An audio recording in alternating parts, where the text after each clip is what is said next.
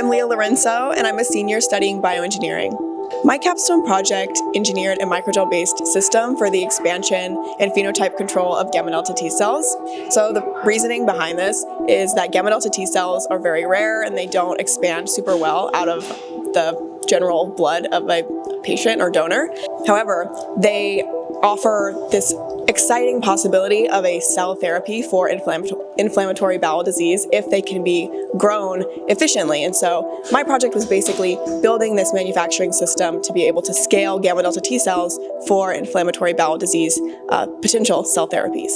I actually have Crohn's disease myself. I was diagnosed right before coming to college, and so it was kind of an awesome experience to be able to work on a project that I could see myself as a patient like having an impact. And so it was great to feel myself really get into the mindset of a scientist and think about the different ways that this technology can continue to be improved upon. Post-grad, I will be going to Johns Hopkins for a PhD in chemical and biomolecular engineering. So I'm really excited to work there for the next several years until I basically get even further into research and the mind of a scientist.